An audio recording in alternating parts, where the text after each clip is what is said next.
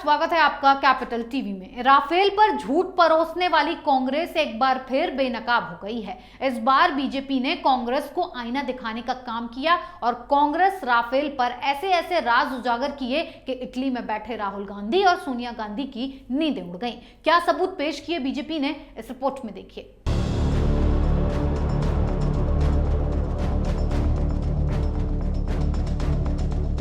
Rafale को लेकर लगातार झूठ परोस रही कांग्रेस का पर्दाफाश हो गया है। इस बार भी कांग्रेस को बीजेपी ने बेनकाब किया और ऐसे राज खोले कि राहुल सोनिया के होश उड़ गए। दरअसल राफेल लड़ाकू विमानों के समझौते में घूस दिए जाने की रिपोर्ट सामने आने के बाद कि ये राफेल में घूसखोरी का सारा खेल कांग्रेस के समय में ही खेला गया था।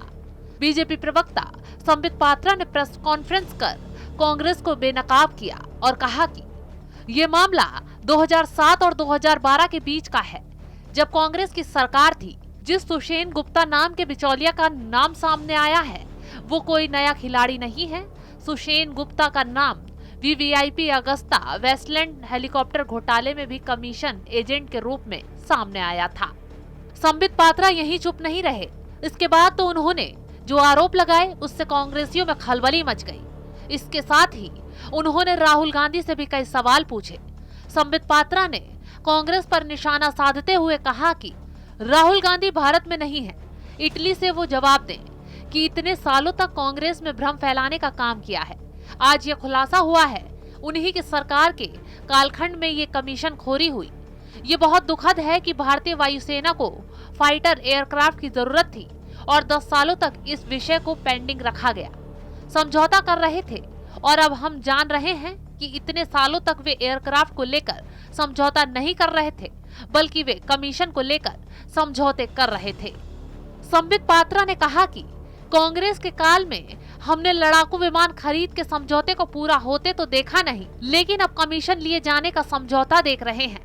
बीजेपी ने कांग्रेस पर उल्टा चोर कोतवाल को डांटे कहावत फिट कर डाली।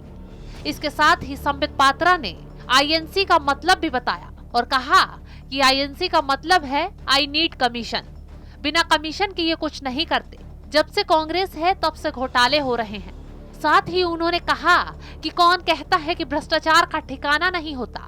भ्रष्टाचार का पता है 10 जनपथ रोड। संबित पात्रा ने ये सभी आरोप फ्रांसीसी पत्रिका मीडिया पार्ट की रिपोर्ट के दावे के बाद लगाए, जिसमें कहा गया था कि फ्रांसीसी विमान निर्माता कंपनी द सॉल्ट एविएशन ने भारत से यह सौदा हासिल करने में मदद के लिए बिचौलिया को गोपनीय रूप से करीब 65 करोड़ रुपए का भुगतान किया। इस दावे के बाद बीजेपी मैदान में आई और कांग्रेस को बेनकाब कर दिया।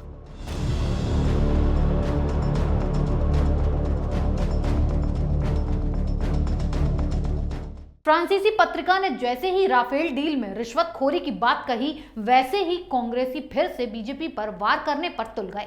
लेकिन इस बार कांग्रेस अपने ही बुने जाल में फंस गई। बीजेपी ने कांग्रेस को बेनकाब करते हुए कहा कि राफेल का मामला 2007 और 2012 के बीच का है, जब कांग्रेस की सरकार थी, यानी कि राफेल का मुद्दा उठाकर खुद ही कांग्रेस बुरी फंस गई है। इस खबर में फिलहाल इतना ही। बने रहिए कैपिटल टीवी के साथ। जय हिंद।